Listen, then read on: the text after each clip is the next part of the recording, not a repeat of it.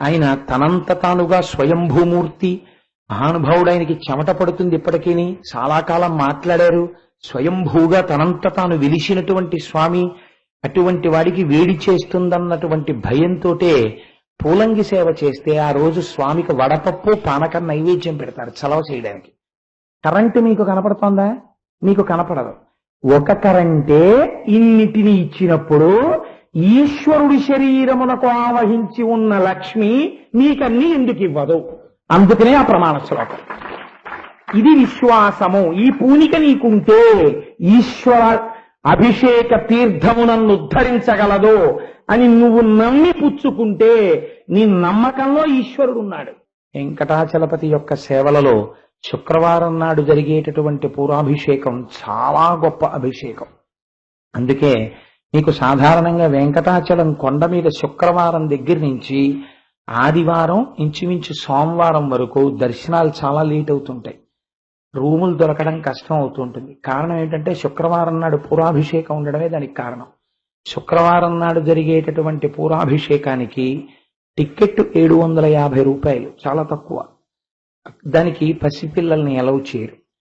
పైగా 750 రూపాయలు టికెట్ కట్టడం తేలికైనా మీరు ఇప్పుడు పంపిస్తే దానికి దగ్గరగా ఒక 12, 16, 18 సంవత్సరాల తర్వాత బుక్ అయి వస్తాం.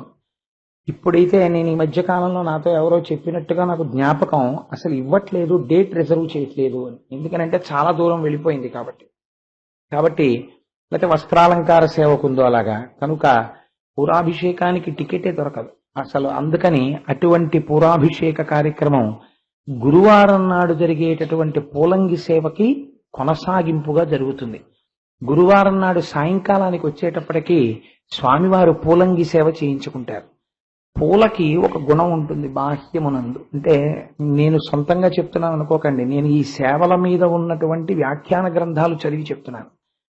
పువ్వుకి బాహ్యమునందు శరీరానికి వేడి చేసే గుణం ఉంటుంది, వాతం చేసే గుణం ఉంటుంది. అందుకే మన యందు కృపతో ఒక రాత్రంతా స్వామి పూలంగి సేవతో ఉంటాడు. రేపు సుప్రభాత దర్శనం కూడా పూలంగితోటే. అలా ఉన్నప్పుడు మరి స్వామికి వేడి చేయదా? నకృతం దైవ సంఘైశ్చ నకృతం విశ్వకర్మణ స్వేచ్ఛయా క్రీడతే తత్ర ఇచ్ఛారూపం విరాజిత. ఆయన తనంత తానుగా స్వయంభూమూర్తి. మహానుభావుడు, ఆయనకి చెమట పడుతుంది ఇప్పటికీ. చాలా కాలం మాట్లాడారు. స్వయంభూగా తనంత తాను వెలిసినటువంటి స్వామి. అటువంటి వాడికి వేడి చేస్తుందన్నటువంటి భయంతోటే పూలంగి సేవ చేస్తే ఆ రోజు స్వామికి వడపప్పు పానకం నైవేద్యం పెడతారు చలవ చేయడానికి. అంటే వెంకటాచలపతి సేవలు ఎంత జాగ్రత్తగా జరుగుతాయో చూడండి. ఇవాళ మీకు ప్రవచనానంతరము బహుశః ఆ తెర తీసి పుష్పాలతోటే ఇవాళ పంచె కట్టుకుంటాడు ఆయన. పుష్పాలతోటే నందక ఖడ్గానికి అలంకారం ఉంటుంది. మొత్తం పూలతో నిండిపోతాడు. అది మన అదృష్టవశాత్తు అంత వైభవోపేతమైన అలంకారం చేయగలిగినటువంటి నైపుణ్యం కలిగిన వారిని మనకి స్వామి అనుగ్రహించారు. వారు కూడా అంత పూనికతో, అంత శ్రద్ధతో. నిన్నను వారు నాతో ఒక మాట అన్నారు, రేపు పూలంగి సేవ ఉంటుంది, చాలా బాగుంటుంది, దర్శనం చేసుకోండి, నేను అనౌన్స్ చేస్తానండి. పాపం అవకాశం ఉన్న వాళ్ళందరూ దర్శనం చేసుకుంటారంటే ఆయన అన్నారు, ఎంత వినయ సంపత్తో చూడండి. వెంకటరమణ గారు నా చెవిలోకి వచ్చి అన్నారు, కోటేశ్వరారు వాళ్ళు చూసి ఆనందించాక నేను పడ్డ శ్రమకి సంతోషం తప్ప అది చాలా బాగుంటుంది అని మీరు చెప్తే వాళ్ళకి అది బాగా నచ్చకపోతే నన్ను ఏమైనా అనుకుంటారేమోనండి అన్నాడు. ఇటు కొన్ని గంటలు కష్టపడి అలా అలంకారం చేస్తున్న మనిషి, అంత భక్తి తత్పరత ఉన్నవాళ్లు కాబట్టి వాళ్ళు అలా చేయగలుగుతున్నారు. కాబట్టి మనం చక్కగా ఆ పూలంగి దర్శనాన్ని కాసేపట్లో చెయ్యబోతున్నాం. ఈ పూలంగితో ఉన్నటువంటి స్వామి రేపు ఉదయం మనం సుప్రభాతం చెయ్యగానే రోజు ఎలా జరుగుతుందో అలా తెర తీస్తారు. తెర తీసినప్పుడు మళ్ళీ పుష్పాలంకార శోభితుడై మనకి దర్శనమిస్తాడు. ఇచ్చిన తరువాత రేపు జరిగేటటువంటి కార్యక్రమం లఘువుగా అర్చన చేసి ఆ ముఖ ప్రక్షాళనాది కార్యక్రమాలు చేసి చాలా లఘువుగా మాత్రమే స్నానాధికములు నిర్వహిస్తారు. పాదాలు కడిగేస్తారంతే. కడిగేసి ఆ స్వామికి ఆ ఉత్సవమూర్తుల్ని పక్కన పెట్టి రేపు తెర వేసి స్వామివారికి చేసినటువంటి పుష్పాలంకారాన్నంతటినీ తీసేస్తారు. తీసేసి స్వామి 6 రోజుల పాటు కట్టుకున్నటువంటి పట్టుబట్ట ఉంది. పట్టుబట్టకి ఒక లక్షణం ఉంటుంది, శౌచాన్ని తీసుకుంటుంది, అశౌచాన్ని దూరం చేస్తుంది. ఇన్నాళ్ళు ఆ స్వామి దగ్గర చేసినటువంటి సేవ, మీరు భక్తి తత్పరతతో చూసినటువంటి చూపు, నీరాజనం, శబ్దశక్తి, వీటిని మూర్తి ఆ తర్వాత వస్త్రము పట్టుకుని ఉంటాయి. రేపు ఆ వస్త్రం విప్పి స్వామిది కుదురు చుడతారు, అంటే కొద్దిగా గుండ్రంగా చుట్టి దాన్ని సిద్ధం చేస్తారు. అలాగే రేపు స్వామివారికి అభిషేకం అయిపోయిన తర్వాత ఒళ్ళంతా తుడుస్తారు తెరేసి, దాన్ని ప్లోత వస్త్రము అంటారు. ఆ ప్లోత వస్త్రంతో తుడుస్తారు. రేపు ఉండేటటువంటి దర్శనం చాలా ఆశ్చర్యకరంగా ఉంటుంది. ఏ అలంకారం ఉండదు స్వామికి. కిరీటం దగ్గర ఒక తెల్లటి బట్ట కట్టుకుంటాడు. అలాగే మొలకి కట్టుకునేటటువంటి దాన్ని స్నానశాటి అని పిలుస్తారు. ఓ తెల్లటి బట్ట నడుముకి కట్టుకుంటాడు, కిరీటానికి ఓ బట్ట కట్టుకుంటాడు, అంతే. అలాంటి బట్ట కట్టుకుని అభిషేకానికి సిద్ధమై స్నానానికి వెడుతున్నటువంటి సార్వభౌముడై దర్శనమిస్తాడు మీకు. కాబట్టి రేపు ఉదయం వేళలో మీరు అట్లాంటి దర్శనం, పాదముల దగ్గర ఉన్నటువంటి ఆ వెండి తొడుగులు మన దగ్గర ఉన్నాయి, బంగారు తొడుగులు వెంకటాచలంలో ఉంటాయి. ఆ తొడుగులు తీసేస్తారు. తీసేస్తే నిజపాద దర్శనం అవుతుంది. రేపు ఇంతమంది చూస్తూ ఉండగా రేపు ఆర్జితం సేవా టికెట్లు ఎవరి దగ్గర ఉన్నాయో వాళ్ళ పేర్లు పిలిచి వాళ్ళకి రేపటి రోజున కస్తూరి జలాలు, కుంకుమ పువ్వుతో కూడినటువంటి నీళ్లు, పసుపుతో కూడినటువంటి నీళ్లు ఈ కలశలిస్తారు. ఆర్జిత సేవా టికెట్లు ఉన్న పురుషులందరూ తలస్నానం చేయండి, ఆరోగ్యం పర్మిట్ చేస్తే. తలస్నానం చేయకూడదండి నేను ఆరోగ్యరీత్యా అన్న వాళ్ళ గురించి నేను చెప్పట్లేదు. ఆరోగ్యం అనుమతించిన వాళ్ళందరూ తలస్నానం చేసి రండి, రేపు కలశ పట్టుకోవాలి కాబట్టి. స్త్రీలు వారి ఇష్టం, కనీసం తల మీద నీళ్ళు చల్లుకోండి, స్నానం మాత్రం చేసి రండి. ఆ మాట నేను చెప్పక్కర్లేదు, మీరు చేసే వస్తారు. రేపు ఆ ఆర్జిత సేవా టికెట్ హోల్డర్స్ కలశ పట్టుకుంటారు. రేపు స్వామికి మళ్ళీ కొత్త పట్టుబట్ట కడతారు. ఆ వస్త్రాలంకారానికి వస్త్రాన్ని ఏ దాత ఇస్తున్నారో వారు వెండి కంచాన్ని తల మీద పెట్టుకుని దాంట్లో ఆ పట్టు వస్త్రాన్ని పట్టుకుంటారు. మేళతాళాలతో తిరిగి వస్తారు. మనకు ఆశ్చర్యం ఏమిటో తెలుసా అండి, స్వామివారి స్నాన పద్ధతికి, పూరాభిషేక పద్ధతికి ఒక ప్రమాణం ఉంది. ఎందుచేత అంటే తిరుమల నంబి అన్నయ్యటువంటి ఒక మహాభక్తుడి విషయంలో స్వామివారు నిరూపించారు దాన్ని. ఆకాశగంగ తీర్థంతో ప్రారంభం అవ్వాలి అని. ఆకాశగంగ తీర్థం మనకు ఎలా వస్తుంది? ఆశ్చర్యం ఏమిటో తెలుసా అండి మీకు, మనం ఇక్కడ ఈ కార్యక్రమం చెయ్యబోతూ ఉండగా అనుకోకుండా అన్నమాచార్య స్వామి వారి యొక్క ఉత్సవాల కోసమని మన మూర్తి గారు వెంకటాచలం వెళ్ళారు. వెళ్ళి ఆయనకి ఎందుకు కలిగిందో తెలియదు ఆ ఆలోచన. వెంకటాచల క్షేత్రంలో ఉన్న సమస్త తీర్థాలకి వెళ్ళారు. అన్ని తీర్థాల్లో ఉన్న జలాల్ని క్యాన్లలో పట్టారు. ఏ తీర్థంలో జలం ఏదో తెలియదేమోనని దానికి లేబుల్స్ పెట్టారు. పెట్టి ఒక చుక్క తీయకుండా ఎవడైనా అంత లగేజ్ పట్టుకొస్తాడండి? పెద్ద పెద్ద సంచులలో వెంకటాచల పర్వత సానువులలో ఉన్న సమస్త తీర్థముల యొక్క జలములు కాకినాడ వచ్చేసాయి. రేపటి రోజున ఆ సమస్త తీర్థ జలాలతోటి స్వామి అభిషిక్తుడవుతాడు. ఇది కాకుండా ఇవి అన్నీ వచ్చేసాయి. అన్నీ వచ్చేస్తే ఆర్జితం టికెట్లు ఏదో ఒక 100 మందికి ఇచ్చాం. దానికి ప్రధాన కారణం ఏంటంటే ఏదో అన్నిటికీ టికెట్లు అని పెట్టి డబ్బని ఎవరిని ఇబ్బంది పెట్టకుండా ఎక్కువ మంది చూసి సంతోషించాలి. స్వామికి ఇవ్వాలనుకున్నది హుండీలో వేస్తారు కదా, మనం ఎందుకు ఇబ్బంది పెట్టాలి అని అలా పెట్టాం. కానీ నేను హుండీలో ఎవరో లెటర్స్ కూడా వేశారు, ఇంకా మీరు టికెట్లు ఇస్తే బాగుంటుంది, ఆర్జితం టికెట్లు అవి. సరే, ఈశ్వరుడు అనుకూలిస్తే మనం వచ్చేసారి చేసినప్పుడు ఎక్కువ మందికి అవకాశం ఇద్దాం. కానీ రేపటి రోజున అందుకే ఆర్జిత టికెట్ లేని వాళ్ళకి బెంగ లేకుండా ఉండడం కోసం ఒక పద్ధతి ఏర్పాటు చేశాం. రేపు ఇక్కడ స్టీల్ డ్రమ్స్ పెడతారు. మీరు ఆవు పాలు ఎన్ని తేగలిగినా సరే ఆవు పాలు తీసుకొచ్చి ఆ డ్రమ్ లో పోస్తే ఆ ఆవు పాలన్నీ స్వామి అభిషేకానికి ఎడతాయి. మీరు తెచ్చిన ఆవు పాలలో ఒక చుక్క వృధా కాకుండా మూల విరాట్ మీద పడుతుంది. మీ అందరికీ పరమ సంతోషమే కదా, మీ అందరూ పాల్గొన్నట్టే పాలతో అభిషేకంలో. అందుకే రేపు పాలు ఎవరైనా సరే స్వామికి తీసుకొచ్చి ఇక్కడ డ్రమ్ లో పోయవచ్చు. ఇంకా ఆ పూరాభిషేకానికి సంబంధించినటువంటి సమన్వయానికి మీకు ఒక విషయాన్ని నేను విజ్ఞాపన చేస్తాను. అందులో ఇవాళ ఉపన్యాసానికి ఎక్కువ సమయం లేదు కనుక నేను ఒక ముఖ్యమైనటువంటి విషయాన్ని ప్రస్తావన చేసే ప్రయత్నం చేస్తాను. శుక్రవారము అనబడేటటువంటిది ప్రధానంగా ఎవరి కొరకు ఉద్దేశింపబడినది అంటే లక్ష్మీదేవి యొక్క పూజ కొరకు ఉద్దేశింపబడుతుంటుంది. లక్ష్మీ కటాక్షము నాకు వద్దు అనేటటువంటి వ్యక్తి ప్రపంచంలో ఎవడు ఉండడు. అందున గృహస్థాశ్రమంలో ఉన్నవాడు ఎవడు నాకు లక్ష్మి అక్కర్లేదండి, నాకు డబ్బు అక్కర్లేదండి, నేను దరిద్రుడిగా ఉంటానండి అనడు కదా. కానీ నిత్యతృప్తితో ఉండాలి. బ్రాహ్మణుడి విషయంలో శాస్త్రం వేరుగా ఉంది.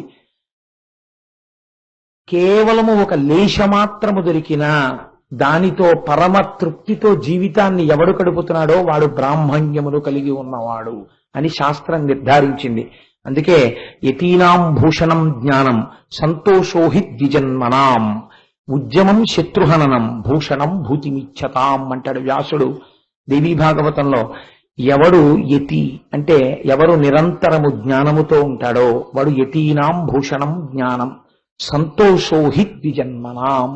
నాకు ఇది తక్కువైపోయింది, నాకు ఇది రాలేదు, నాకు ఇంకా వస్తే బాగుండు అన్న కోరిక లేకుండా తృణము దొరికినా సరే ఆహాహా ఈశ్వరుడు నాకు ఇవ్వాలి, ఇది ఇచ్చాడు అని ఎప్పుడు సంతోషంతో ఆనందంతో భగవద్గుణములలో మునక వేస్తూ సంతోషంగా ఉండేవాడు ఎవడుంటాడో వాడికి బ్రాహ్మణుడని పిలుస్తారు. సంతోషోహి ద్విజన్మనాం ఉద్యమం శత్రుహననం. ఎప్పుడు శత్రువులను సంహరించేటటువంటి భుజబలముతో ఎవరుంటాడో వారిని క్షత్రియుడని పిలుస్తారు. కాబట్టి భూషణం భూతిమిచ్చతాం, ఇవి భూషణములై ఉన్నవి అంటాడు వ్యాస భగవానుడు. అలా రేపటి రోజున చక్కగా ఆ పంచోపనిషత్తులలోంచి తదనంతరము ఇతరమైనటువంటి విషయాలలోంచి అక్కడ ఉండేటటువంటి పండితులు ఆ అభిషేక కార్యక్రమంలో ఉండవలసినటువంటి మంత్రములను వల్లిస్తారు. ఆ మంత్రములు ఉచ్చరింపబడుతుండగా స్వామికి అభిషేకం జరుగుతుంది. మీరందరూ అభిషేకం అయిపోయిన తర్వాత రేపటి రోజున ఒక 3 మహత్తరమైనటువంటి విషయములు మీకు లభిస్తాయి. ఏమిటో తెలుసా అండి? పూరాభిషేకం శుక్రవారం నాడు జరిగితే ఒక నియమం ఉంది. పూరాభిషేకం జరిగినప్పుడు పైనుంచి కింద వరకు పడిపోయినటువంటి తీర్థాన్ని వేరే పట్టి ఆ పట్టినటువంటి తీర్థాన్ని భక్తులకు తీర్థముగా ఇయ్యరాదు. ఏదో శివాభిషేకం చేసినట్టో సహస్రకలశాభిషేకం చేసినట్టో ఆ అభిషేకం అంతా అయిపోయిన తర్వాత ఏదో పక్కన పడినవన్నీ గంగాళంలో పట్టేసి ఆ గంగాళంలో పడిపోయినవన్నీ తీసుకొచ్చి తీర్థంగా ఇస్తే ఒప్పుకోరు. పూరాభిషేకానికి ఒక నియమం ఉంది. స్వామివారి అభయహస్తం ఉంటుంది. అభయహస్తం దగ్గర పైనుంచి మొట్టమొదట ఆకాశగంగతో మొదలు పెట్టాలని నియమం. పాలతో అభిషేకం జరుగుతున్నప్పుడు స్వామివారి అభయహస్తం కింద ప్రత్యేకంగా ఒక పాత్ర పెడతారు. ఆ పాత్రలోకి అభయహస్తం నుంచి పాలు కారుతాయి. ఈ అభయహస్తం నుంచి కారినటువంటి పాలు ఎవరు తీసుకుంటారో వారందరికీ ఆయా కోరికలు నెరవేరేటట్టుగా లక్ష్మీ కటాక్షం కలుగుతుంది. కాబట్టి పూరాభిషేక తీర్థం ఇచ్చేటప్పుడు ఒక నియమం పాటించమని వ్యాఖ్యానంలో చెప్పారు. అభయహస్తము నుండి కారినటువంటి తీర్థమును వేరు పాత్రలో పట్టి మిగిలినటువంటి అభిషేక తీర్థంలో ప్రత్యేకంగా ఈ అభయహస్త తీర్థాన్ని కలిపి అప్పుడు తీర్థంగా ఇవ్వాలి. మీకు రేపటి రోజున అందబోయేటటువంటి మహత్తరమైన కానుక శుక్రవారాభిషేకంలో ఇది లభిస్తుంది. ఎవరు వచ్చి తీర్థం తీసుకుంటారో వారికి అందరికీ తీర్థం ఇస్తారు. తీర్థం ఇవ్వడంలో ఆర్జితం టికెట్ విషయం ఏమి ఉండదు, అందరికీ తీర్థం ఇస్తారు. 2, అభిషేక తీర్థమే కాకుండా స్వామివారికి అభిషేకం అంతా అయిన తర్వాత ఒళ్ళంతా తుడుస్తారు ఆపాదమస్తకం. ఆయనకి చేయబడేటటువంటి అభిషేక సమయంలో స్వామివారికి కొద్దిగా చిరుచెమట పడుతుంది అని శాస్త్ర ప్రమాణం. ఆ చిరుచెమట గొప్ప సువాసనతో ఉంటుంది అని. ఈ పరిమళ ద్రవ్యములు చెమటని తుడిచినటువంటి ప్లోత వస్త్రం ఏదైతే ఉందో ఆ ప్లోత వస్త్రాన్ని రేపటి రోజున మీకు వాసన చూపిస్తారు. ఆ వాసన చూపించినప్పుడు దాని వాసన చూస్తే కొన్ని కోట్ల జన్మల పాపములు తొలగిపోయి సన్మార్గమునందు నడిచేటటువంటి అవకాశం కలుగుతుంది. కాబట్టి ఈశ్వరుడు యొక్క ఒళ్ళు తుడుచుకున్నటువంటి ప్లోత వస్త్రాన్ని రేపు ఆర్జితం గృహస్థాస్ మాత్రమే కాదు అందరికీ వాసన చూపిస్తారు. 3వది స్వామివారు కట్టుకుని విడిచిపెట్టినటువంటి పట్టుబట్ట. ఇది యథార్థమునకు వెంకటాచలంలో అయితే చాలా వివిఐపీలకి మాత్రమే చూపిస్తారు ఆ ప్లోత వస్త్రాలు. అవి అందరికీ చూపించరు పూరాభిషేకం టికెట్ ఉన్నా కూడా. అందుకని రేపు మన దగ్గర మాత్రం అందరికీ ప్లోత వస్త్రాన్ని వాసన చూపిస్తాం. 3, స్వామివారు కట్టి విప్పినటువంటి పట్టుబట్టని రేపు కుదురు కట్టి గుండ్రంగాను తీర్థం తీసుకోవడానికి వచ్చేటప్పుడు ముందు తీర్థం ఇస్తారు, ప్లోత వస్త్రం వాసన చూపిస్తారు. 3వది ఈ కుదురు కట్టినటువంటి పట్టుబట్ట మీ తల మీద పెడతారు. స్వామివారు విప్పినటువంటి శేష వస్త్రాన్ని రేపు తల మీద పెట్టుకోవచ్చు. కాబట్టి 3 బహుమానాలు ఇస్తారు. స్వామిట అభిషేకం చేసుకున్న తర్వాత కొంచెం అలసట పొందుతాడు.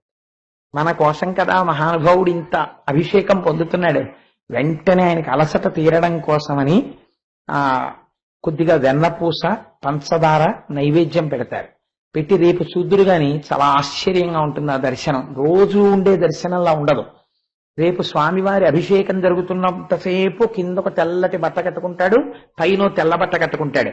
అభిషేకం పూర్తి అయిపోగానే పైన ఉన్నటువంటి తెల్లటి తడి బట్ట తీసి పొడి తెల్లటి బట్ట మళ్ళీ చుడతారు. చుట్టి ఈ నడువుకి కట్టుకున్నటువంటి తెల్ల బట్ట తీసేసి, వెంకటాచలంలో అయితే 24 మూరలు ప్రమాణం. మనకి ఒక మంచి పట్టు పీతాంబరం రేపు అలంకారం చేయబోతున్నాం. ఆ పట్టు పీతాంబరాన్ని వల్లెవాటుగా కట్టుకుంటాడు. అంటే పూర్తి పంచలా కట్టుకోడు.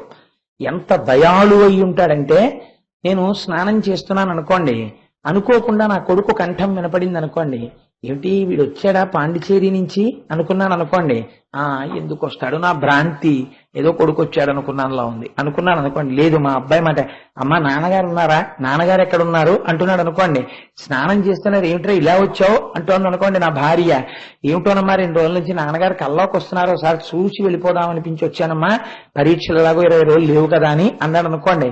స్నానం చేస్తున్నా నేను ఏం చేస్తాను, రే అలా కూర్చోబెట్టు, నేను స్నానం చేసి ప్యాంట్ వేసుకుని షర్ట్ వేసుకుని టక్ చేసుకుని బెల్ట్ ఎట్టుకుని నేను వస్తాను పైకి అంటానా? గబగబా ఓ తువ్వాలోటి ఇలా కట్టేసుకుని ఓసారి వచ్చి ఏమిట్రా ఇలా వచ్చావు అంటాను. నాన్నగారండి మిమ్మల్ని చూడడానికే వచ్చాను నాన్నగారండి అంటాడు. ఉత్తరగాత్ర పరిష్వంగం అని ఒక్కసారి వాడిని కౌగిలించుకుని, నాన్న నన్ను చూడాలనిపించిందా, వచ్చేస్తాను కూర్చో అంటాను. రేపు స్వామి మన ఎంత అనుగ్రహిస్తాడో తెలుసా అండి. రేపటి రోజున స్వామి వల్లెవాటుగా కట్టుకుంటాడు. ముందు పట్టుబట్ట పూర్తి అలంకారం చేసుకోకుండా ఇలా పైకి వేసుకుని కొద్దిగా ఇలా కట్టుకుని నిజపాదములు రేపు బయట పెడతాడు. బయట పెట్టి నిజపాద దర్శనము వల్లెవాటు వేసుకుని కిరీటానికో తలగుడ్డ కట్టుకుని, పెద్ద జుత్తున్న వాళ్ళు చూడండి, ఆడడానికి ఏదో సిగముడా ఏదో అంటారు, అదేదో వేసుకుంటుంటారు ఆడవాళ్ళు, అలా ఒక బట్ట చుట్టుకుని రేపు దర్శనమిస్తాడు. ఎంత అపురూపమైన దర్శనమో అది. రేపు అలా దర్శనం చేసుకుంటాం. మనం వచ్చేశాక మనందరం కూర్చుని ఉండగా చక్కగా మళ్ళీ స్వామివారికి పూర్తి స్థాయిలో పట్టుబట్ట కడతారు. కట్టి తోమాల చేసి అర్చన చేస్తారు. అది ఎంతో వైభవోపేతంగా రేపు జరగబోయేటటువంటి కార్యక్రమం. అయితే ఇది చూడడానికి కూడా ఒకటి మాత్రం నియమం ఉంది. ఈశ్వరానుగ్రహం లేకపోతే చూడగలమా అంటే, రేపు ఇక్కడ సభలో ఎవరు కనపడ్డారో వాళ్ళని ఏమనుకోవాలి మనం, వీళ్ళు ఈశ్వరానుగ్రహమును పొంది ఉన్నారు. ఎవరు రాలేదో వాళ్ళ గురించి నేనేమి అనను. కనుక వాళ్ళు పొందవలసిన వాళ్ళు ఉత్తరోత్తర వాళ్ళు ఈశ్వరానుగ్రహమును పూర్తిగా పొందుగాక అని అనుకుంటాం. కాబట్టి రేపటి రోజున చక్కగా మన పట్టణానికి వచ్చి ఇంత వైదికంగా ఇంత చక్కగా ఇంత అందంగా చేసేటటువంటి బృందం కూడా వాళ్ళంత కష్టపడి చేస్తున్నారు కనుక మనం చక్కగా రేపటి రోజున ఆ వైభవాన్ని అనుభవిద్దాం. చూడండి, రేపు శుక్రవారం పురాభిషేకం అమ్మవారి యొక్క అనుగ్రహాన్ని అయ్యవారి అభిషేకం ఎలా కల్పిస్తుంది అంటే, దీని గురించి పెద్దలు ఒక మాట చెప్తారు. వెంకటేశ్వరుడి యొక్క శరీరం అంతటినీ కూడా లక్ష్మీదేవి ఎలా ఆవాహనయ్యి ఉంటుంది అన్నదాని గురించి ఒక అందమైనటువంటి మాట ఉంది స్వామివారి గురించి. అదే వక్త్రాబ్జే భాగ్యలక్ష్మీ. వెంకటేశ్వర స్వామి వారి ముఖమండలం అంతా ఎవరు ఆక్రమించి ఉంటారోట తెలుసా అండి? భాగ్యలక్ష్మి ఆవరించి ఉంటుంది. ఆయన ముఖం వంక చూసో నమస్కారం చేశారనుకోండి, భాగ్యలక్ష్మి అనుగ్రహం కలుగుతుంది. రేపు ఆ పాలు ఆయన ముఖం నుంచి కిందకి జారుతుంటే అందులోకి భాగ్యలక్ష్మి అనుగ్రహ ప్రసారం కలుగుతుంది. కాబట్టి అది కాసేపు ఆ లైట్ ఆఫ్ చేసేయండి, అది ఆగిపోయినా పర్వాలేదు కానీ, ఎందుకంటే అది పురుగులు కాలిపోయిన వాసన వస్తుంది. ఆ తర్వాత లైటింగ్ వల్ల చాలా పురుగులు వచ్చి నాకు ఇబ్బందిగా ఉంది. ఇది ఎన్ని లైట్లు కూడా తీసేసి ఎందుకింది లైట్లు, నేను చీకట్లో ఉన్నంత మాత్రాన నా వాణి వినపడితే చాలు కదా. అందుకని వక్త్రాబ్జే భాగ్యలక్ష్మీ, ముఖమండలమునందు భాగ్యలక్ష్మి ఉంటుంది. అలాగే కరతల కమలే సర్వదాదాన లక్ష్మీ, స్వామివారి యొక్క చేతి చివరి భాగమునందు ఈ వేళ్ల చివర నిరంతరము కూడా ఇప్పుడు ఉండడము ఇప్పుడు ఉండకపోవడము అని ఉండదు. ప్రతి క్షణం కూడా అయ్యవారి యొక్క ఈ వేళ్ల చివరి భాగమును ఏది ఆవహించి ఉంటుందో తెలుసా అండి? దానలక్ష్మీ. మీరు కోరిన కోరికలను తీర్చగలిగినటువంటి శక్తి ఉంటుంది ఇక్కడ. కానీ మీరు వెళ్ళి ఆ వేళ్ళు ఇలా పెట్టుకోలేరు కదా. అందుకే రేపు పూరాభిషేకం జరిగినప్పుడు వరదహస్తం నుంచి వచ్చినటువంటి పాలు పట్టి మిగిలినటువంటి పాలల్లో కలుపుతారు తీర్థంలో. ఎందుకని? ఈ చేతిలో కరతల కమలే సర్వదాదాన లక్ష్మీ, ఎప్పుడు కోరిన కోరికలు తీర్చగలిగినటువంటి శక్తి ఆయన యొక్క వేళ్ల చివరి భాగమునకు ఈ చేతిని ఆవహించి ఉంటుంది. అలాగే దూర్దండే వీరలక్ష్మీ, ఆయన భుజములను ఆశ్రయించి వీరలక్ష్మి ఉంటుంది. కాబట్టి రేపటి రోజున ఈ అభిషేకం జరుగుతున్నప్పుడు ఆయన భుజముల మించి పాలు కింద కారతాయి. కరితే ఇప్పుడు ఈ భుజముల మించి వచ్చినటువంటి పాలలోకి ఏ లక్ష్మి వెడుతుంది? వీరలక్ష్మి వెడుతుంది. ఇందులో ఎవరో నాకు ఇందులో ఒక మహానుభావుడు తెలుసు, వారు ఇప్పుడు సభలో ఉన్నారో లేరో నాకు తెలియదు, కానీ ఆయన ఎక్కడో పాపం కాశ్మీర్ బోర్డర్ లో వర్క్ చేస్తున్నారు. ఆయన ఏదో సెలవు మీద వచ్చారు. నా దగ్గరికి తరచు వస్తూ ఉంటారు మా ఇంటికి. అయ్యా నేను అక్కడెక్కడో మంచు పర్వతాల్లో 0 డిగ్రీ సెల్సియస్ లో తుపాకీ పట్టుకుని ఉంటానండి, వేడి నీళ్లు ఒక్కసారి పుక్కిళ్ళు ఇద్దామని తీసుకెళ్లి అక్కడ పెట్టుకుంటే ఇలా వేలు పెట్టి అనేటప్పటికే అవి ఘనీభవించిపోయి మనసు అయిపోతాయండి. అంత చలి ఒళ్ళు కొరికేసే ప్రాంతంలో దేశ రక్షణ కోసమని తుపాకులు పట్టుకుని పోరాడుతుంటాం కోటేశ్వరారు. నేను ఈ ఊరు ఒక 6 నెలలు సెలవు కోసం వచ్చాను, కానీ ఇక్కడికి వచ్చాక మీ ప్రసంగాలు విని సేద తీరి ఎక్కడ ఉన్నా వస్తుంటానండి అంటుంటారు పాపం ఆయన. నేను ఎంత సంతోషపడుతూ ఉంటానో, నా వాణి ధన్యమైంది, నా బ్రతుకు ధన్యమైంది అనుకుంటుంటాను. వాళ్ళు నిజంగా దేశం కోసం పోరాడేవాళ్ళు. అలాంటి మహానుభావులు రేపు ఆ తీర్థం తీసుకున్నారనుకోండి, తీసుకుంటే ఏమవుతుంది? అందులో ఇదంతా పోలీస్ క్వార్టర్స్, పోలీసులకి కావలసింది వీరత్వం ఉండాలి కదా. కాబట్టి రేపు ఆ తీర్థం తీసుకుంటే ఏమవుతుంది అంటే దోర్దండే వీరలక్ష్మీ, ఆ భుజములను ఆశ్రయించి వీరలక్ష్మి ఉంటుంది. ఆ పాలలోకి ఆ వీరలక్ష్మి ఆవాహనం అవుతుంది. తర్వాత హృదయ సరసిజే భూత కారుణ్య లక్ష్మీ, ఇదొక చాలా ఆశ్చర్యకరమైనటువంటి విశేషం అండి. అయ్యవారికి అభిషేకం జరుగుతున్నప్పుట గుండెల మించి కింద కారుతుంది అభిషేక జలం. అలా కారినప్పుడు వక్షస్థలంలో ఎవరుంటారు అంటే భూత కారుణ్య లక్ష్మీ. ఆ మాట చూడండి ఎంత అందంగా ఉంటుందో. భూత అంటే మనుష్యులే కాదు. రేపు అభిషేకం జరుగుతున్నప్పుడు బహుశా రేపు పూరాభిషేకం ఎందుకైనా మంచిదని ఇవాళే పురుగులు కూడా వచ్చేసాయి. భూత కారుణ్య లక్ష్మీ. వీటి వెనక మాన రాకపోతే చాలా రేపు కార్యక్రమం అయిపోతాయి. కాబట్టి భూత కారుణ్య లక్ష్మీ ఆవిడ ఏం చేస్తుందట స్కాంద పురాణంలో ఒక చోట బ్రహ్మోత్తర ఖండాన్ని దాటిన తర్వాత ఒక విషయం చెప్తారు. ఒక రోజున ఒక పక్షి వెంకటాచలంలో ధ్వజస్తంభం దగ్గర ఎగిరింది. ఎగిరితే అది రెక్కలతో ఎగురుతుండగా అక్కడ ఉన్న ధూళికణాలు పక్కకి తొలగాయి. దేవాలయాన్ని తుడిచినటువంటి ఫలితాన్ని ఆ పక్షి ఖాతాలో వేసి దాన్ని సార్వభౌముడిగా పుట్టించాడు పరమాత్మ. కాబట్టి రేపు ఏదో ఒక ఈగ తెలియక అభిషేకం జరుగుతుండగా పాల మీద వాలి నాకుతుంది. ఏమవుతుందట తెలుసా అండి? భూత కారుణ్య లక్ష్మీ. ఇక్కడ లక్ష్మీదేవి ఉంది. శ్రీ మహావిష్ణువు ఇక్కడ లక్ష్మీదేవిని పెట్టుకోవడం ఏమిటండి? రేపు పొద్దున నేను ఉపన్యాసానికి వస్తూ మెళ్ళో ఓ గుడ్డ కట్టుకుని అందులో మా ఆవిడ్ని పెట్టుకుని వచ్చాను అనుకోండి. ఇక్కడ ఏమండి శ్రీమన్నారాయణుడు పెట్టుకుంటే మీ అందరూ నమస్కారాలు పెడతారా? నీ పెట్టుకొస్తానంటే మీకు అంత నవ్వా? ఎందుకు పెట్టుకోకూడదు? నా స్వామిని నేను అనుకరించకూడదా? ఇక నాకు కోరుకున్నా నా భార్య ఒప్పుకోదనుకోండి, చిని మహామిత్స అంటుంది. అయితే నేను ఎందుకు ఈ విషయం ప్రస్తావన చేశానంటే ఆయన ఏదో అర్థం బర్థం లేకుండా అలా గుండెల్లో పెట్టుకున్నాడని అనుకోకండి. మీరు ఎప్పుడైనా ఏమంటే ఆయనకి దయలేదా, ఎలా చేశాడండి ఈ పని అనవలసి వచ్చిందనమాట. ఏమంటే ఆయనకి దయలేదా అని ఇలా చూపించారు, ఆయనకి దయలేదా అని ఇలా అనరు. దయలేదండి అంటారు, కరుణ లేదండి అంటారు, ఇక్కడ చూపిస్తారు. దయ గుండెల్లో ఉంటుంది. అయ్యా నిగ్రహ సమర్థుడై ఉంటాడు, చేసిన పాపపుణ్యములకు ఫలాన్ని ఇస్తాడంటాడు. అమ్మవారు ఏమంటుందో తెలుసా అండి? ఆ చాలెద్దరు ఎప్పుడు ఏమిటో పాపాలు పుణ్యాలు ఫలితాలు అంటారు. అసలు నేను ఒక విషయం తెలియక అడుగుతాను, అన్ని పుణ్యాలే చేసిన వాళ్లే ప్రపంచంలో ఉంటే గంగ ఎందుకండి? గంగ ఉపయోగం ఏముంది? పాపం చేసిన వాళ్ళు ఉన్నారు కాబట్టే గంగా ఉండాలి. రాత్రి ఉంది కాబట్టే పగల యొక్క గొప్పతనం తెలిసింది. పాపం ఉంది కాబట్టే పుణ్యం చెయ్యాలన్న స్పృహ కలిగింది. మాయ ఉంది కాబట్టే జ్ఞానం తెలుసుకోవాలన్న ఆలోచన ఉంది. బంధనం ఉంది కాబట్టే మోక్షం పొందాలన్న ఆలోచన ఉంది. వాడు పతితుడు అయ్యాడు కాబట్టే ఉద్ధరించడానికి నువ్వున్నావు. ఇలా ఇలా లెక్కలు కట్టి ఫలితాలు ఇస్తానంటాయంటే అలా కుదరదంటే. అలా అంటుంది కాబట్టి భూత కారుణ్య లక్ష్మీ, ఓ ఈగ తాగిందయా ఈదని ఫలితం ఉంటుంది ఆవిడ రేపు. కాబట్టి ఆవిడ నుంచి జారుతుంది ఆ పాలు. ఎంత అదృష్టం అండి రేపు ఆ తీర్థం తీసుకోవడం.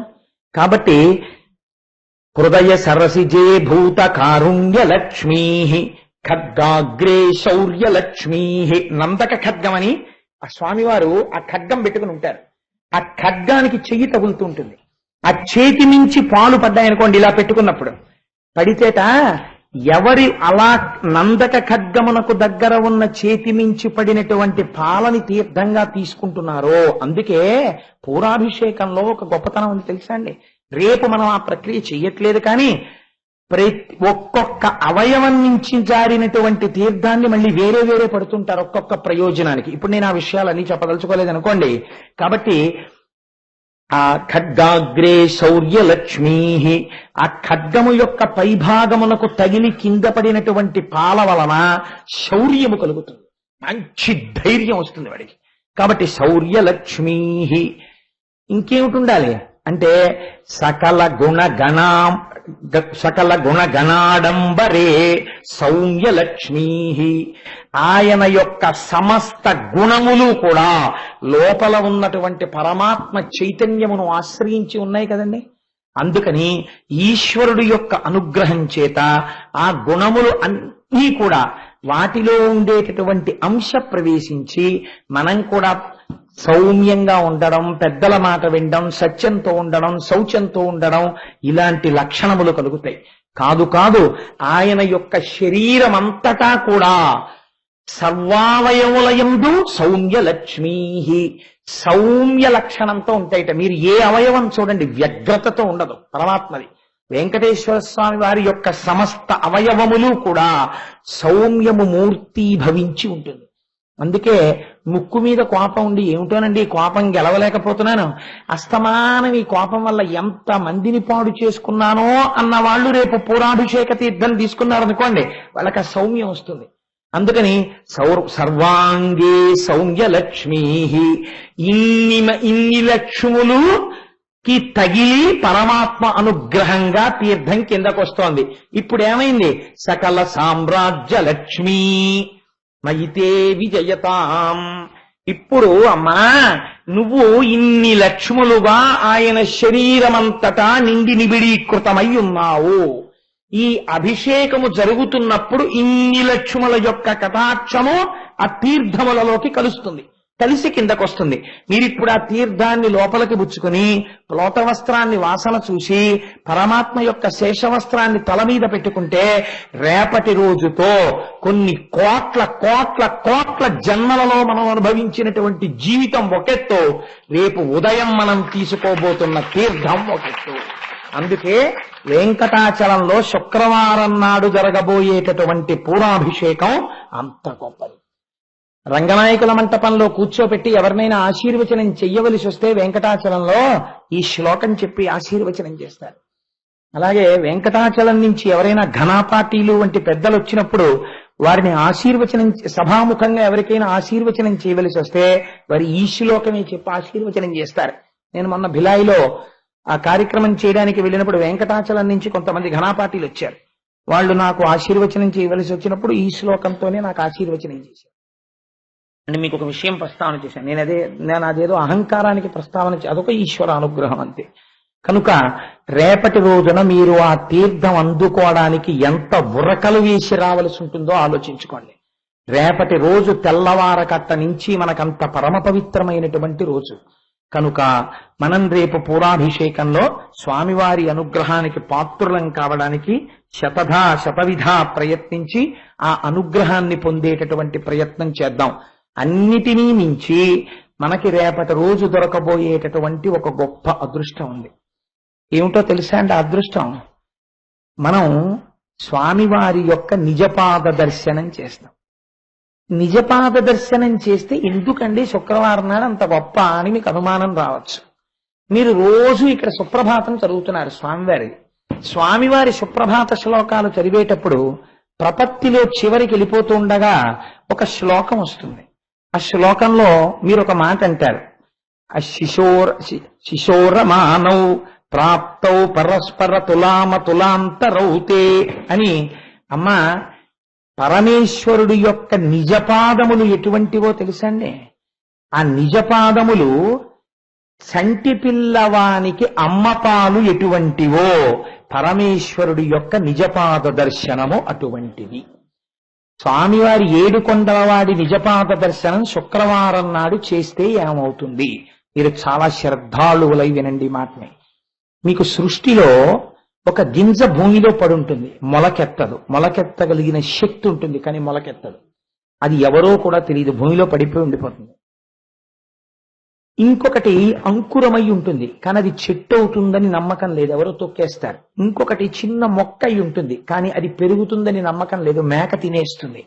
ఇంకొకటి చెట్టు అవుతుంది కానీ దాని పూత నిలబడుతుందని నమ్మకం లేదు, మంచు పడి పూత రాలిపోతుంది.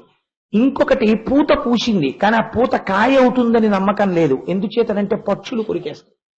ఇంకొకటి కాయలు కాసింది కానీ పళ్ళు అవుతాయని నమ్మకం లేదు, ఎందుకంటే గాలివాన వచ్చింది.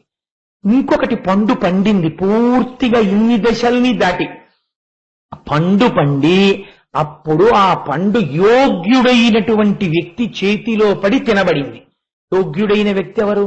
ఈశ్వరుడికి నివేదన చేసి తిన్నవాడు. నిజపాద దర్శనం మీకు ఇచ్చేటటువంటి అనుగ్రహం ఏమిటో తెలుసా అండి? భూమిలో పడిపోయి వర్షపు చినుకు తగలక మొలకెత్తనటువంటి విత్తనంగా ఉండిపోయి ఇప్పటి వరకు భగవంతుడి వైపుకి తిరగనటువంటి వాడు నిజపాద దర్శనం చేస్తే భక్తి అంకురం మొలకెత్తుతుంది. అంకురం మొలకెత్తిన వాడు మొక్క అవుతాడు, మొక్క అయిన వాడు చెట్టు అవుతాడు, చెట్టు అయిన వాడు పువ్వు పూస్తాడు, పువ్వు పూసిన వాడు కాయ అవుతాడు, కాయ కాసిన వాడు పండు అవుతాడు, పండు అయిన వాడు ఈశ్వరుడికి నివేదన చేయబడతాడు. ఇన్నిటినీ అనుగ్రహించడమే దీనికి వేరొక ఔషధము ప్రపంచమునందు లేదు. అందుకనే మనం ఆ మాట అలా చిట్ట చివరి శ్లోకం దగ్గరికి వచ్చేటప్పటికి మనం చెప్తాం సుప్రభాతంలో, స్వామి పుట్టినటువంటి పసి పిల్లవాడు ఉన్నాడు అమ్మ పక్కలో. ఆ పిల్లవాడు క్యారమని ఏడుస్తున్నాడు. ఇప్పుడు ఆ పిల్లవాడి గురించి ఎవ్వరూ బెంగ పెట్టుకోక్కర్లేదు, బంధువులు ఎప్పుడు బెంగ పెట్టుకోక్కర్లేదు. అమ్మ స్తన్యములోంచి పాలు స్రవించే అనుకోండి, మీరు బెంగ పెట్టుకోక్కర్లేదు. మీరు కోటీశ్వరుడు కానీ ఆ అమ్మ స్తన్యములోంచి ఒక్క చుక్క పాలు రావట్లేదు.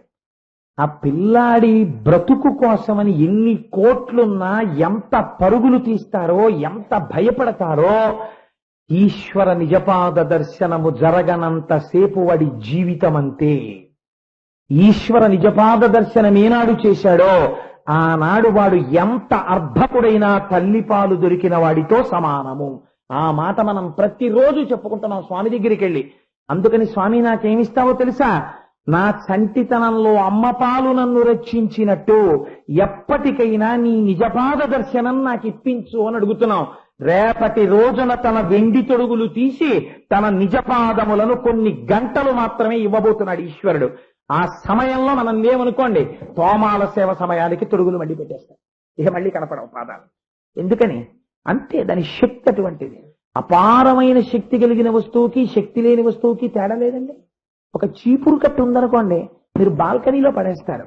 మీరు మెడలో వేసుకునేటటువంటి వజ్రంతో కూడిన బంగారు గొలుసు ఉందనుకోండి, మీరు నిద్ర కళ్ళు పడిపోతున్నా కూడా బీరువా తీస్తారు, లాకర్ తీస్తారు, ఓ చిన్న భరిణె తీస్తారు, అందులో పెడతారు, మూత పెడతారు, లాకర్లో పెడతారు, చెయ్యెట్టి బాగా ఎవరికీ కనపడకుండా లోపలికి తోస్తారు, మళ్ళీ తాళం వేస్తారు, మళ్ళీ బీరువా వేస్తారు, మళ్ళీ తాళం వేస్తారు.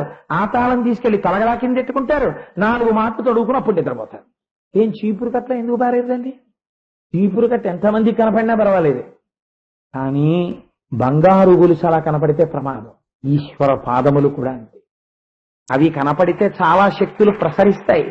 కాబట్టి ఎవరెవరు ఆ కాలమునందు అర్హులో వారికి ఇస్తాడు. బాగా జ్ఞాపకం పెట్టుకోండి, శాస్త్రమునందు ఒక గొప్ప రహస్యం ఉంటుంది. ఏమిటో తెలుసా అండి? 3 ఉంటాయి. దేశము లేదా ఈశ్వరుడు, కాలము, దురితము అని 3 ఉంటాయి. ప్రతి క్షణం ఈ 3 కలిసి నడుస్తాయి. అసలైన త్రివేణీ సంగమం అదే. ఈ మూడు కలిసి ప్రవాహం కింద పెడుతుంటాయి. పైకి మీకు కనపడే ప్రవాహం ఏదో తెలుసా అండి? కాలము.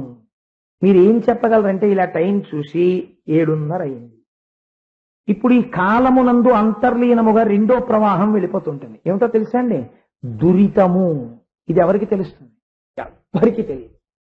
ఇప్పుడు ఉదాహరణకి 7:30 నా కన్నుల వెంట నీరు కారి నేను ఏడవలసినటువంటి నా పాపములు గతంలో చేసిన వాటి ఫలితము అనుభవించేటట్టుగా ఆ కాలము నిర్ణయింపబడి ఉన్నదనుకోండి. 7:30 వాడు కళ్ళమ్మట నీళ్లు పెట్టుకుని ఏడుస్తాడు ఒక చెడవార్త విని అని ఉంది. 7:30 వాడు స్వామివారి అభిషేక తీర్థము యొక్క వైభవాన్ని వర్ణన చేస్తున్నాడు. ఇప్పుడు వాడి కన్నుల నీరు ఎందుకు కారాలి? వాడికి చాలా ప్రీతి కలిగినటువంటి వారికి ఎవరికో ఏదో దురితము పొంచి ఉంది, దానివల్ల వీడికి కన్నుల నీరు రావాలి. ఈశ్వరుడు దీన్ని లెక్క కడతాడు. ఇది 3 ఈశ్వరుడు. ఇప్పుడు ఇది ఇవ్వాలా ఇవ్వద్దా? ఇవ్వాలి ఫలితాన్ని. ఇప్పుడు ఏమంటాడో తెలుసా అండి? 7:30 ఇచ్చే సమయానికి వీడు పూనికతో నా గురించి చెప్పుకుంటున్నాడు కాబట్టి ఏం చెయ్యాలి? ఇవ్వాలి ఫలితాన్ని. ఎలా ఇస్తాను అంటే కన్నుల నీరు పెట్టుకుని నేల మీద పడి ఏడవలసినటువంటి వాణ్ణి అలా ఎగురుతున్న ఓ పురుగు వచ్చి కంట్లో పడి కళ్ళతోడు తీసి ఇలా ఒత్తుకుని ఇలా తీసేస్తాడు. వాడికి తెలుసా? అలా ఏడవలసిన ఏడుపు ఇలా తీసేశాడు ఈశ్వరుడు. కంటి వెంట నీరు వచ్చిందా లేదా? వచ్చింది. బాధపడ్డాడా లేదా? పడ్డాడు. కానీ చాలా బాధని పెట్టకుండా తీసేశాడు. ఇదే ఆపదామపహర్తారం దాతారం సర్వసంపదాం లోకాభిరామం శ్రీరామం భూయో భూయో నమామ్యహం. అందుకనే కాలము ఒక పవిత్రమై ఉంటుంది, ఒక ప్రత్యేక సమయము. అన్ని వేళలా ఎందుకుండదు అంటే దాని శక్తి ద్విగుణీకృతమైపోతుంది ఆ సమయంలో. రేపు శుక్రవారం నాడు పూరాభిషేకం జరుగుతున్న సమయం, నిజపాద దర్శనం జరుగుతున్న సమయం, మీరు కలశ చేత్తో పట్టుకున్న సమయం, మీరు పాలు తెచ్చి పోస్తున్న సమయం, మీరు ఈశ్వర తీర్థం తీసుకుంటున్న సమయం, మీ కొన్ని కోట్ల పాపరాశిని ధ్వంసం చేస్తున్న సమయం. కాబట్టి మీరు ఎన్ని కన్నీళ్లు మీరు ఇంకా పెట్టవలసిన అవసరం లేకుండా పోతోంది. అంటే ఇప్పుడు కాలము, ఈశ్వరుడు, ఇంత దురితాన్ని మీరు పక్కకి తోసేస్తున్నారు ఒక్కసారి ఆ నిజపాద దర్శనం చేసి. కాబట్టి ఎంత విలువైన సమయమో ఆ సమయమును మనం జ్ఞాపకం పెట్టుకోవాలి. పెట్టుకుని తండోపతండాలుగా వచ్చి ఈశ్వరుడు ఎవరి సొత్తు అండి? అందరి సొత్తు. ఎప్పుడు అక్కడే పురుషార్థం. ఎవరు అర్థించాడో, ఎవడికి నమ్మకం ఉందో, కాలోహి బలవాన్ కర్త సతతం సుఖదుఃఖయో నరాణాం పరతంత్రాణాం పుణ్య పాపానుయోగత అంటాడు వ్యాసుడు. ఈశ్వరుడి మీద విశ్వాసం ఉండి ఎవడు పరిగెత్తుకొచ్చి ఈ తీర్థం పుచ్చుకుంటున్నాడో వాడు ధన్యాత్ముడైపోతున్నాడు. అక్కడొచ్చింది అభిషేకానికి శక్తి. ఈ శక్తి రావడానికి అమ్మవారికి తగిలి పడుతున్న ఈ అభిషేక జలాలన్నీ. ఎక్కడుంది అమ్మవారు? ఆయన శరీరం అంతా ఉంది లక్ష్మీదేవి. ఆయన లక్ష్మి విడిబడి ఉండరు. ఇదే సీతమ్మ తల్లి సుందరకాండలో చెప్తుంది. శక్త్యా లోభయితున్నాహం ఐశ్వర్యేణ ధనేనవా అనన్యే రాఘవేణాహం భాస్కరేణ ప్రభాయధ. నాకు సూర్యుడొద్దు, సూర్యుడి కాంతి కావాలి, వస్తుందా? రాదు. నాకు పువ్వు వద్దు, పువ్వు వాసన కావాలి, వస్తుందా? రాదు. నాకు వజ్రం వద్దు, వజ్రము కాంతి కావాలి, వస్తుందా? రాదు. రెండూ కలిసి ఉన్నట్టు నేను ఈశ్వరుడు కలిసి ఉన్నాము. ఈశ్వరుడిని ఆవహించి ఉన్నటువంటి లక్ష్మి అనుగ్రహ, ఈశ్వరానుగ్రహ రూపంగా రేపు ఆ ద్రవంలోకి ప్రవేశిస్తుంది. ఆ ద్రవాన్ని మీరు పుచ్చుకోవడమే మీరు ఈశ్వరానుగ్రహాన్ని పుచ్చుకోవడం. కనుక నాకొద్దండి అలాగా, నాకు అంతమంది లక్ష్మిల అనుగ్రహం నాకొద్దు, నాకు దౌర్భాగ్యం కావాలి, నాకు దురదృష్టం కావాలి, నాకు నిర్ధనుణ్ణి అయిపోవాలి, నేను పిరికివాణ్ణి అయిపోవాలి, నాకు శౌర్యం ఉండకూడదు, నాకు వీరత్వం ఉండకూడదు, నాకు పాండిత్యం ఉండకూడదు, నా ముఖం చూసేటప్పటికి బాబోయ్ వీడొస్తున్నాడు అనుకునేటట్టుగా నా ముఖం ఉండాలి అని ఎవడైనా సంకల్పం చెప్పి పూజ చేస్తాడండి? ఎవ్వడండ. ఎవడైనా ఏమంటాడు? నేను సంతోషంగా ఉండాలి అంటాడు. గృహస్థాశ్రమంలో ఉన్నవాడు మరీ అంటాడు. కనుక ఇన్నిటిని మీకు ఇయ్యగలిగినది ఇది. అదేమిటండి అన్ని అలా ఎలా ఇచ్చేస్తుందండి అని మీకు అనుమానం రావచ్చు. ఒక్క ఉదాహరణ చెప్పేస్తే మీరు పసిగట్టేస్తారు. ట్యూబ్లైట్లు ఉన్నాయి, ఫ్యాన్లు ఉన్నాయి, మైకు ఉంది, ఆ వీడియో కెమెరా ఉంది, అక్కడ జరుగుతున్నటువంటి ఆ మంటపంలో దేవాలయం లోపల స్వామివారి దగ్గర వెలుగుతున్నటువంటి స్వామివారి మీదకి ఫోకస్ చేయబడినటువంటి దీపాలు ఉన్నాయి. ఈ ఉన్నా ఏది ఉండడం వల్ల ఇవన్నీ పనిచేస్తాయి? మీ కంటికి కనపడని కరెంటు ఉండడం వల్ల. కరెంటు మీకు కనపడుతోందా? మీకు కనపడదు. ఒక కరెంటే ఇన్నిటిని ఇచ్చినప్పుడు ఈశ్వరుడి శరీరమునకు ఆవహించి ఉన్న లక్ష్మి నీకన్నీ ఎందుకు ఇవ్వదు? అందుకనే ఆ ప్రమాణ శ్లోకం. ఇది విశ్వాసము. ఈ పూనిక నీకుంటే ఈశ్వర అభిషేక తీర్థము నన్ను ఉద్ధరించగలదు అని నువ్వు నమ్మి పుచ్చుకుంటే నీ నమ్మకంలో ఈశ్వరుడు ఉన్నాడు. నీకు నమ్మకం లేకపోతే చెట్టు మీద అది కొమ్మ, నువ్వు అది బొమ్మ అనుకుంటే నీ కబ్బోర్డ్లో బొమ్మ, అది నువ్వు దేవుడు అనుకుంటే నీ పూజా మందిరంలో అమ్మ. ఎక్కడుంది మార్పు? నీ విశ్వాసంలో ఉంది మార్పు.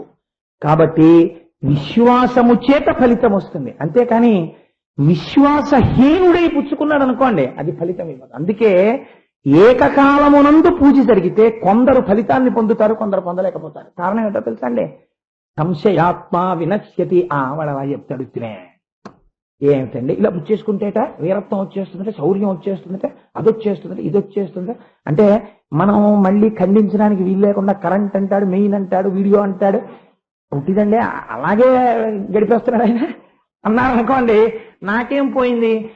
నేను సేవింపగ నాపదల్పడమని, నిత్యోత్సవబ్బంపని, జనమాతృండనని, సంసార మోహంబు పైగొనని, జ్ఞానము గల్గని, గ్రహగతులు కుందింపని, మేలు వచ్చిన రాణి, అవి నాకు భూషణములే శ్రీకాళహస్తీశ్వర. విశ్వాసం లేకపోతే చెడిపోయేటటువంటి వాడు పుచ్చుకున్నాడు. కాబట్టి విశ్వాసముతో పుచ్చుకోవాలి. విశ్వాసముతో పుచ్చుకున్నారని నమ్మకం ఏమిటి? పెద్దలు చెప్పిన మాట విని ప్రవర్తించి పుచ్చుకోవాలి. కనుక రేపటి రోజున మీరందరూ కూడా చక్కగా అటువంటి స్థితిలో మనందరం కూడా పరమ ఆనందంగా రేపు ఆ స్వామివారి యొక్క తీర్థాన్ని పుచ్చుకుందాం.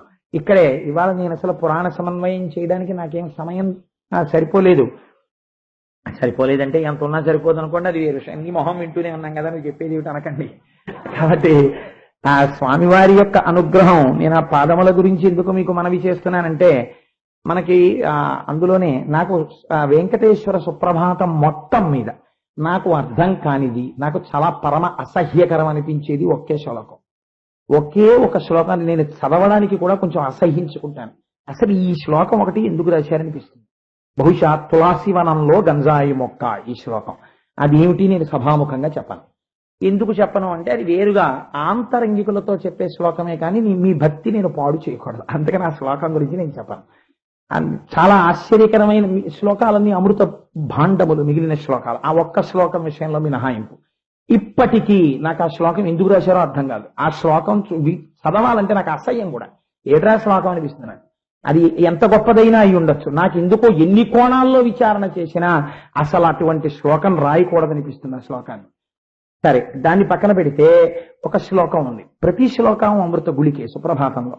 పార్థాయతోత్సదృశసారధినత్వయైవ యౌదర్శితౌ స్వచరణౌ శరణం ప్రజేతి భూయోపి మహ్యం హెతౌ కరదర్శితౌ తే శ్రీవేంకటేశ చరణౌ శరణం ప్రపత్యే.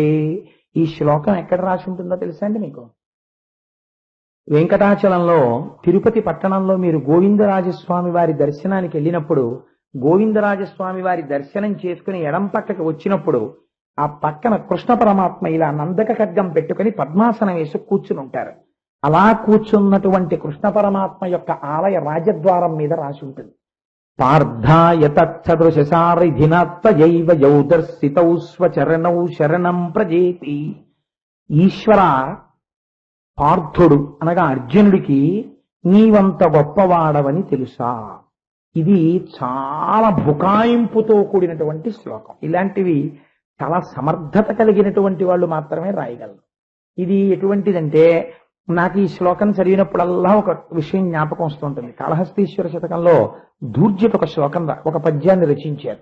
పాలున్ బువ్వయు పెట్టెదన్ కుడువరా పాపన్న రాయన్న లెమ్మన్న అరటి పండ్లు కొనితే లేకున్నం ఒల్లనంటే తల్లిదండ్రులకు అట్లే తెచ్చి వాత్సల్య లక్ష్మీ లీలావచలంబులన్ కుడుపరా శ్రీకాళహస్తీశ్వర అన్నాడు. శివ అనరా నీ పాపం పోతుంది అన్నారు. అంటే దూర్జటి అన్నాడు, శివ అని నేనంటే నువ్వు పాపం తీసేస్తే నీ గొప్ప ఏమిటో అలానో మేము మిగిలినవన్నీ అంటాం, నువ్వు శివ అని అనిపించుకో నాతో అన్నాడు. అదేమిటో అలా నేనెందుకు అనిపించుకోవాలి నీతోటి అంటే ఆయన ఉపమానం చెప్పాడు. పాపన్న ఓ పిల్లాడి పేరు, అంటే మహాపాపాత్ముడైతే తప్ప ఇలా తిరగబడ్డగా అందుకే పాపన్న ఎంత మంచి పేరు ఇట్టాడో చూడండి, ఛందస్సుకి సరిపోయేటట్టు. ఆ పాపన్న అన్న పిల్లాడి దగ్గరికి వెళ్ళి తండ్రి మహాపండితుడు, పాపం ఎక్కడెక్కడో తిరిగి కష్టపడి ఇంటికి వచ్చాడు. ఇంటికి వచ్చి భార్య అంది, ఏమండి వీడికి చూడండి ఇందాకటి నుంచి అన్నం పెడదామని ఎంత ప్రయత్నం చేస్తున్నానో, ఆ గిలక మోగించాను, ఏదో కథ చెప్పాను, కాకమ్మన్నాను, పిట్టమ్మన్నాను, పిల్లెమ్మన్నాను, ఇన్ని చెప్పాను, అటు పరిగెత్తాను ఇటు పరిగెత్తాను, వాడికి టీవీ చూపించాను, నేను నవ్వాను, వాడిని నవ్వించాను, అద్దం చూపించాను, బొమ్మలు చేశాను, చక్కగా నవ్వుతాడు. ఇలా ముద్ద పెట్టేవాళ్ళకి అని ఇలా మొహం తిప్పేస్తాడు. ఎలాగండి వాడు నీరసపడిపోతాడేమో భయంగా ఉంది అంటాడు. అంటే తండ్రి ఎరా అన్నం ఎందుకు తినవు అంటాడు. అరటి పండుతో కలిపి పెడితే తింటానంటాడు. బయట హోర్న వాన, ఒరే ఇవాళ ఎలా తెస్తానరా అరటిపండు, బయట వాన, నాకు ముక్కు కారిపోతోంది, ఇవాళకి తినరా పెరుగన్నం అంటే అరటిపండు పెట్టి పెడితేనే తింటానంటాడు. ఏం చేస్తాడు పెద్ద ఆయన? గొడుగు కనపడకపోతే పైన గుడ్డ వేసుకుని కొట్టుకెళ్ళి మిగల ముగ్గిన అరటిపళ్ళు 4 అట్టుకొస్తే వాడు పెద్ద నవ్వు నవ్వి ఈ పెరుగన్నంతో కలిపి అమ్మ పెడుతుంటే వాడు గుటుక్కుని మింగుతుంటే ఇంత కష్టపడి తెచ్చినటువంటి తండ్రి సావగొట్టేస్తాడా కొడుకునేరా అరటిపండు తేపతే తినవా అంటాడా? అమ్మయ్య తిన్నాడా వీడు, అమ్మయ్య తృప్తి మనకి వడ్డించైతే అంటే ఏంటి వాడు తినడానికి ఇంత కష్టపడిన తండ్రి వాడు అరటిపండు ఉంటే కానీ తిననంటే మామూలు తండ్రే వెళ్ళి తీసుకొచ్చి పెడుతున్నాడే, మరి నువ్వు లోకానికి తండ్రివి నువ్వెందుకు అనిపించుకోవు, నాతో నీ నామం అందుకు నువ్వే అనిపించుకో అన్నాడు. ఎంత గడుసరితనమో చూడండి. అలా సుప్రభాతంలో ఓ గడుసరి శ్లోకం ఉంది. పార్థాయతృశసారధినత్వయైవ యౌదర్శితౌ స్వచరణౌ శరణం ప్రజేతి. అర్జునుడు సఖుడిగా చూశాడు కృష్ణుణ్ణి, భుజాల మీద చేతులేశాడు. ఓయ్ బావా అన్నాడు, పరిహాసాలాడాడు. ఏదో ఇద్దరూ కలిసి ఎంగిలి తిన్నారు. ఈయన తాగా ఆయనకి ఇచ్చాడు. ఇన్ని చేసిన తర్వాత కృష్ణ పరమాత్మని నా సారథిగా ఉండన్నాడు. డ్రైవర్ గొప్పవాడా, వెనక సీట్లో కూర్చున్నవాడు గొప్పవాడా? కారు ఎడుతున్నంతసేపు డ్రైవరే గొప్పవాడు కదండి. కారు ఎడుతున్నప్పుడు డ్రైవర్ అలర్ట్ గా లేడనుకోండి, కారులో ట్రావెల్ చేసేటప్పుడు ఎంత ఆఫీసర్ అయినా డ్రైవర్ని తిట్టకూడదు. అప్పుడు తిట్టాడనుకోండి, పోతే పోయింది ఇద్దరం పోతామని వాడు అని సంకల్పం చేశాడా చాలా ప్రమాదం. అందుకని కారు నడుస్తున్నప్పుడు డ్రైవరే ఇంపార్టెంట్. కావాలంటే కారు నిలబెట్టేసిన తర్వాత వాడు ఎంతసేపట్లో మర్చిపోతాడో లెక్క కట్టుకు దెబ్బలాడాలంతే కదండి. అలా కాకుండా కారు ఎక్కే ముందు మీరు దెబ్బలాడారంటే వాడికి మూడు చెడిపోయింది అనుకోండి, మీ వల్లే బుద్ధిశాని అన్నాడు అనుకోండి, ఒక మాటతో పోయిందంతే. కాబట్టి మీరేం చేయగలరు? డ్రైవర్ గా పెట్టుకున్నాడు. ఇప్పుడు డ్రైవర్ పోస్ట్ పెద్దదా, లోపల కూర్చున్న వాడి పోస్ట్ పెద్దదా? గాంధీవం పట్టుకున్నాడు కాబట్టి అర్జునుడు గొప్పవాడే. కానీ ఎత్ర యోగేశ్వర కృష్ణో ఎత్ర పార్థోధనుత్తర తత్ర శ్రీ విజయో భూతి ధ్రువా నీతిర్మతిర్మమ. నీ జీవన రథానికి కృష్ణుడు సారథైతే విజయం. అందుకని పెట్టుకున్నాడు సారథిగా. కానీ బాహ్యంలో చూసినప్పుడు మరి లోపలున్న వాడికన్నా డ్రైవర్ తక్కువే కదా సారథి. తక్కువ పోస్టులో ఆయన్ని పెట్టి పెద్ద పోస్టులో ఈయన కూర్చున్నాడు లోపల రథి కింద. ఈ తప్పులు చేస్తే నువ్వేం చేశావు? పైగా ఈ తప్పులతో ఊరుకున్నాడా? తీరా కురుక్షేత్ర యుద్ధం వచ్చాక రథం దిగిపోయి మేనమామలను బంధువులను భావమరుదులను చూచి హృదయము ద్రవించి హే కృష్ణ అని వెనక్కి తిరిగి వెళ్ళిపోతుంటే ఒక్కసారి గబగబా వచ్చి అయ్యయ్యో ఏడవకయ్యా అని చెప్పేసి అయ్యే వాసాంసి జీర్ణాని యథా విహాయ అని భీష్మంచ ద్రోణంచ జయద్రథంచ వీళ్ళందరినీ నేను ఎప్పుడో చంపోతల భాషను నిమిత్త మాత్రం భవ సవ్యసాచి అని నువ్వు ఇంత భగవద్గీత చెప్పి విశ్వరూపం చూపించి నీ పాదాలు చూపించి ఆయనకి భక్తి ఇచ్చి నీ మోహం పోయిందా పోయిందా పోయిందా అని అడిగి కురుక్షేత్రంలో గెలిపించి అర్జునుడు గెలిచాడని రాజ్యం ఇచ్చావు. అలాగే నాకు కూడా నీ పాదాలు నువ్వే చూపించి నన్ను ఉద్ధరించేయి అన్నాడంతే. ఒక్క మాట. ఎంత గడుసరితనంతో అడిగారో చూడండి ఆ శ్లోకంలో.